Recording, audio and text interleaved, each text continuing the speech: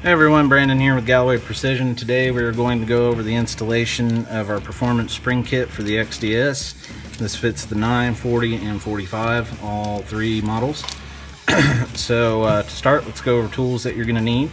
You're going to need your brass hammer and polymer hammer. If you're like me, you've got the double-sided. You're going to need your 1/8 inch punch, a 1/16 or 2mm punch, and your cleaning brush. So first things first, let's go ahead. Oh, and your bench block. You're gonna need your bench block. Let's go ahead and lock and clear. Weapon is physically and visually empty. So let's go ahead and take down the slide, and that's where we're gonna start. All right, let's go ahead and remove your guide rod, your barrel, and we're left with our slide. So the first thing we're gonna take out is going to be the striker. Now on the XDS, it's a little bit different from some of the other XD models and other pistols you're familiar with and striker fired pistols. Whereas instead of having to push on the side or straight through the center like a normal XD would, or on the side for like a Ruger or something like that, this, you're going to push down on that square block right there that's part of the striker channel sleeve. Or correction, the striker sleeve itself is not part of the channel. Once you do that, it's going to release the pressure on the back plate, and you see how it moved out of the way. I'm going to go ahead and slide that out. Keep your thumb over the striker because it is under spring tension and it may pop out of there. Alright, so we're going to come back to the striker in a minute. Next, we're going to take our extractor or our blocker out. Alright, flip your bench block to the flat side, and with your 1/16 punch, starting from the inside of the slide out, we're going to drive out the pin, alright, that holds it in place. Now this one's been out before, I believe, because this is the top piece. It's got a little edge on it, and it looks like it's got an aftermarket blocker in there. But you'll notice, this is a customer's gun, by the way. You'll notice that one side is tapered and one side is flat. Alright, the tapered side is going to go in first from the top. That's why we drive out from the bottom, or from the inside out. Alright, so go ahead and take out your 1/16 punch and keep your thumb over the blocker. And you may have to squeeze in on the extractor a little bit. Get your punch out. I'll put your thumb over the blocker because it is under spring pressure and it will take off. Now, you'll notice with the 9, there's not that little green piece of rubber that goes in the spring. You will have that on the 45, so you don't need to be looking around on your bench for something that's not there. If you have the 45, then you'll see the green piece. If you have the 9, and I'm not sure about the 40, honestly, I haven't had one apart yet. 9, and I'm pretty sure the 40 do not have that. Alright, so let's pull our blocker out, and that's the first spring we're going to replace. So take our striker spring, set it off to the side. Here's our blocker spring. Everything's marked. So we're going to take our new spring out of the bag, put our old spring in the bag. Now, I didn't list it in the tools needed, but you may want to use some gun grease if you have any handy. And what you'll do is you'll gun grease that in place so that when you reinsert the blocker, the spring will stay on the blocker and sit the way you want it to. If you don't have gun grease, you can set it down inside like I did. Make sure that it's centered on the hole. Compress. Put your extractor spring in first, then your extractor, making sure that the extractor portion that has the cutout is sitting right on the spring. You don't want it in the spring like that. You don't want it in the middle. You want it right there in the cup. Alright, squeeze it down, hold it in place. We're going to take, remember, tapered side first. I'm going to start it in and get it started enough where it holds the extractor in place. Then we'll take our 1/8 inch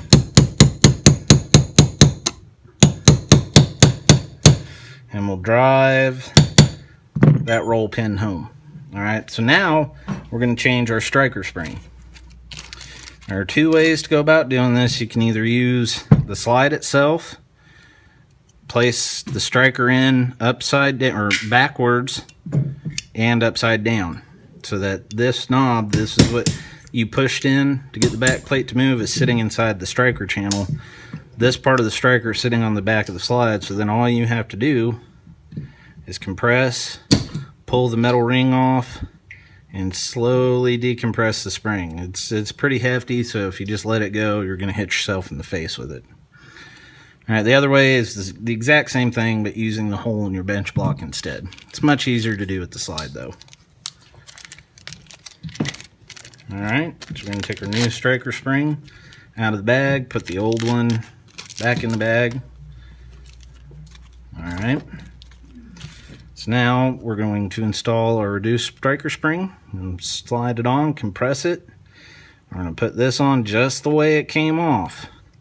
All right, now this one, the half moon cut was shaping to the left side of the striker. It was facing the left side of the striker. End of the day, this gets harder to do. All right, so we're going to flip it over. Go ahead, reinstall your striker.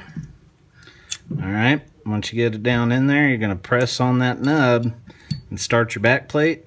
Once you get your back plate started, it's going to push that sleeve all the way in. All you need to do is press it home. You'll hear it click. You can move the striker. Don't move it and release it. You're going to hurt your blocker and your striker doing that. Just move it to make sure everything's moving correctly. And you can push the blocker in and push the striker forward, and you'll see the striker protrusion come out of the breech face. All right, that lets you know everything's hooked up correctly. You've reinstalled everything. We can go ahead and put our barrel back in, and we can put our guide rod back in. Now we're done with the slide. We're going to set it off to the side.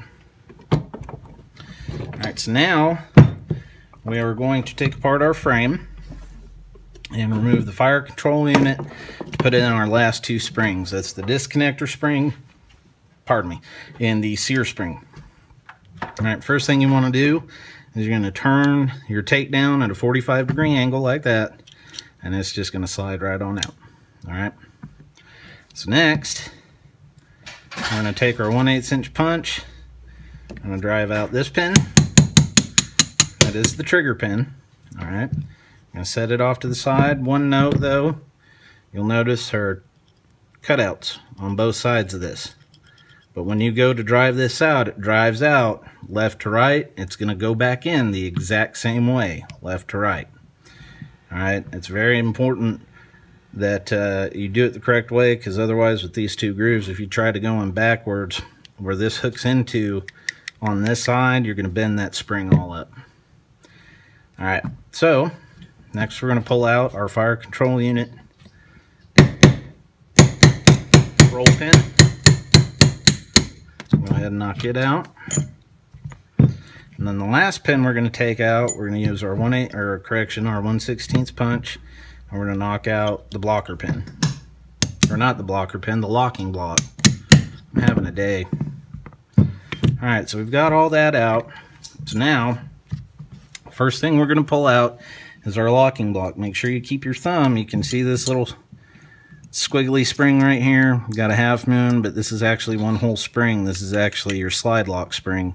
You see it resting over the top of the slide lock. It's not under a lot of spring pressure at all, but it does like to take off. So make sure you keep your frame sideways like this. Grab it and pull it out, because as you can see, it just comes right out. So if you're sitting here messing around with it, you're working on a bench with carpet around you, you drop that, you're going to have a hard time finding it. Alright, so we got that out of the way, so we can take the slide lock out. We'll take that locking bar out. We can push up on the trigger and lift up on the fire control unit at the same time, and that's all going to come out as one unit. Alright, so we're done with the grip frame itself for now. Set it off to the side. You're going to flip it over. Go ahead and pull your trigger transfer bar forward and out. That's going to disconnect it from the sear.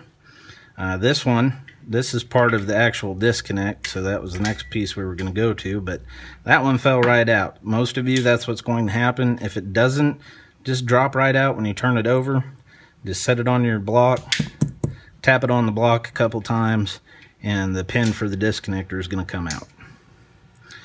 Alright, so now we're going to take our 1/8 inch punch. We're going to push out the grip safety spring pin, take the grip safety spring out. Now, what you want to do is take your 1/16 punch, get down in here, and push the spring off both of these pins for the safety. The grip safety spring and the grip safety itself have this center cut. Alright, for the one that goes through the grip safety itself, that's where your sear spring is going to attach. So you want to push that off of there so that when you push this out, the pin out, it comes off easily. And this is probably the hardest part. If it gives you a hard time, you can put it down on your bench and give it a slight tap. You don't want to beat it, but usually a pretty good hard solid tap will knock it past that, and you can just finish pushing it out. Alright, so you're going to remove your grip safety, and you're going to take your sear out. Alright, so now we're going to replace the disconnector spring. Alright, so we're going to take our disconnector spring out of the bag, and you're going to take and push up with your 1/16 or 1/8 on one side and push that up and out. It's going to come right on out. Stick that in the bag for the sear, or I'm sorry, disconnector. Set it off to the side. We're done with it. Now, either side of the spring can go on first. We're going to lock it on there. You're going to push it just like so it's nice and flat. Alright, once you have it all lined up, you take your disconnector pin, push it in place. Alright, now as easily as that falls out, the rest of the time you're going to want to keep an eye out for it to make sure that it does not fall out again. Alright, so now we're going to change our sear spring. Now you may have to stretch your stock one to get it open, enough to get it off the sear. Alright, but you'll notice that it's on like an S. Alright, with the top part of the hook on the top part coming through the front, hook on the bottom going to the rear. Alright, so we've got that off. We're going to take our sear spring out of the bag, put our old sear spring in. We've got our new one. So S, that's going to hook on.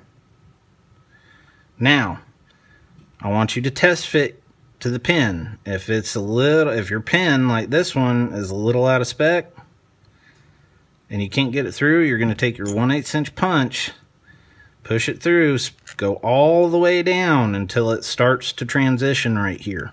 Because what we're doing is we're bending that open just enough to where that pin's going to slide through easily.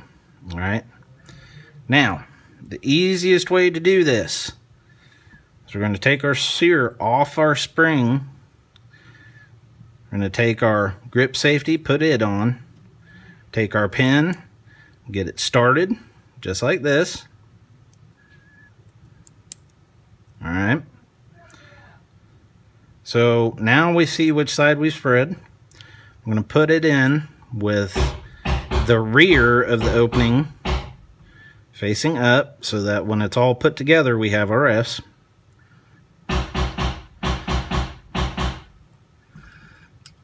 Eric's in the other room test firing in case you're wondering what that noise is. That way. Alright, this is the hardest part of the entire thing. Alright, so we've got it on there now. Go ahead and push it through.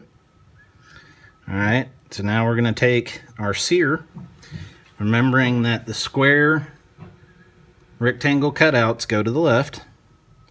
I'm going to hook it in to the bottom. What is now the bottom, it's actually the top of the spring. I'm going to hook it on.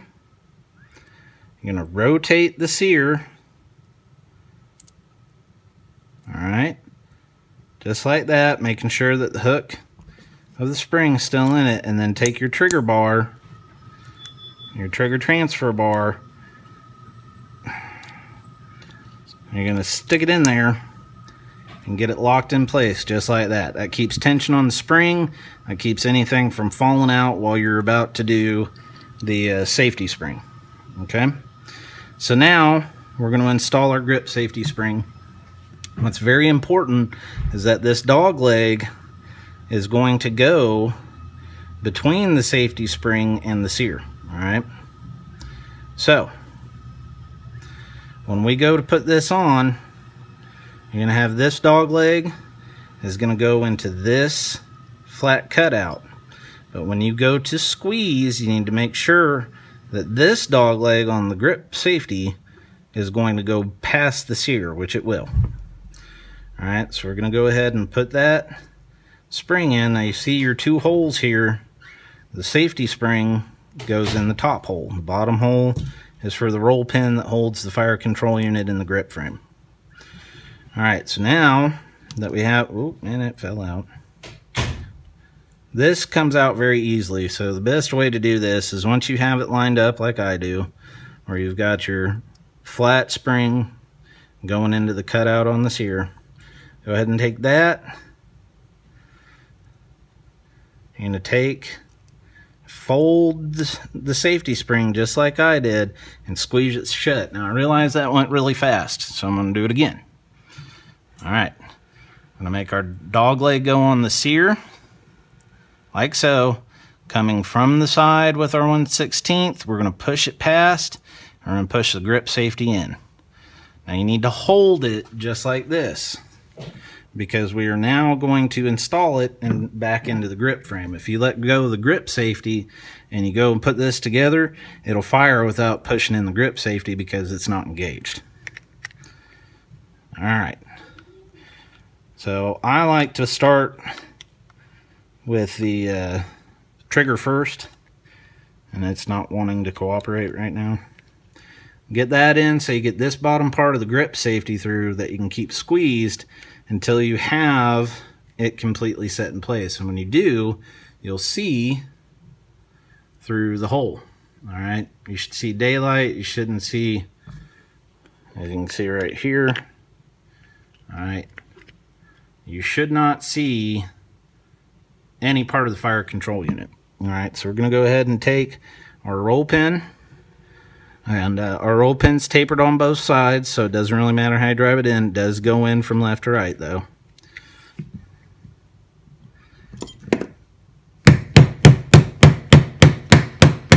That's where you'll take your polymer hammer and drive that pin. Alright, so now we're ready. We've got our pin in place. We're ready to go ahead and reassemble the locking block. I'm going to stick our bar in first, then our slide lock. Alright, so it sits just like that. Now you can see the slide lock lays against the trigger, and this block that is part of the magazine setup sits off to the right side. Okay, this is when you move your takedown, this is what gets moved. Alright, you can see how this interacts so that when it's pushed back, you cannot insert a magazine. You can't strip the slide with a magazine in place with this locking bar in the way. Alright, so you want to make sure that it's all the way to the right and that it has its little bit of play to it. You got your trigger and your slide lock in place.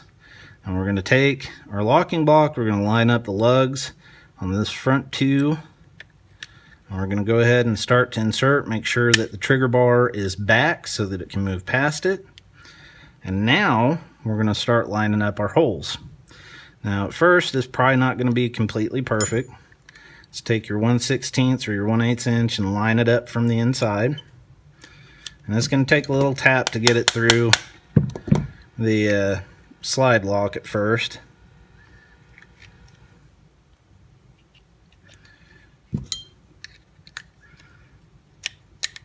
Alright, just hold that and use it like a drift. Get it in, get it started. One good hard tap That's going to push it through. We're going to finish with our polymer, and you want to push it till you hear that click. What that click is, it's locking in on this spring, and it's locking in on the locking block that locks out the mag when you're disassembling the pistol. Alright, so now I'm going to take our takedown. You see our cutout right here. I'm going to take and push it in. We're going to rotate it up, push it home until you hear it click in place. Now, the last thing we're going to do is put in our locking block pin. As you can see, same cuts.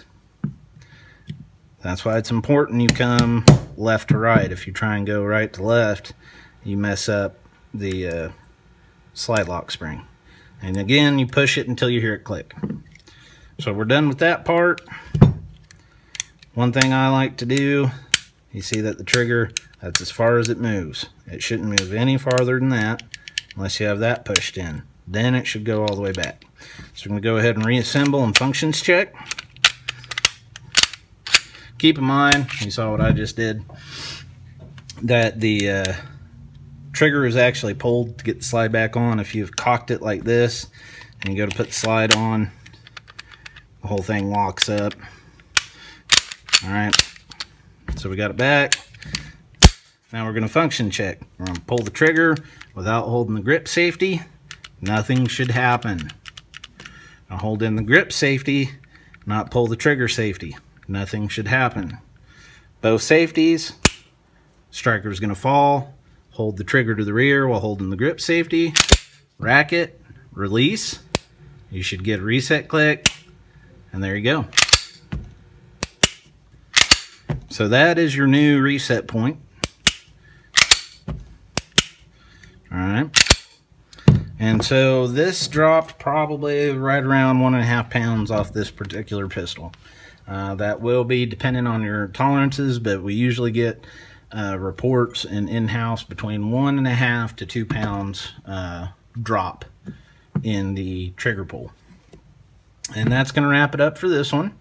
If you've got any questions about what we just went over, feel free to email me at tech, that's T-E-C-H, Tango Echo Charlie Hotel at GallowayPrecision.com. Be sure to follow us on social media to stay up to date with everything Galloway Precision and Ground Pounder Off-Road. Here on YouTube, like, comment, and subscribe below. Be sure to follow us on Facebook, Instagram, and Twitter. Also be sure if you're going to the Facebook page or the website that you sign up for our monthly newsletter. I don't bombard you with a lot of letters and a bunch of emails. You'll get one monthly newsletter, and you may get 1 or 2 other emails throughout the month if it's a really big product release or a big sale that we're doing. But the one thing you do get out of the monthly newsletter is every month we feature one product that is on sale for the entire month. Last month it was full-size SR guide rods, or correction, the month of August I should say, was full-size SR guide rods. Month of September will be something different, October, so on and so forth. So definitely sign up for the newsletter just to see if parts you've been holding out for are going on sale.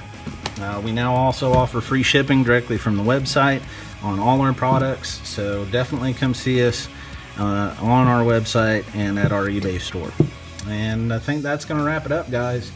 So to recap, 1.5 to 2 pound pull weight drop with our spring kit installed in the XDS.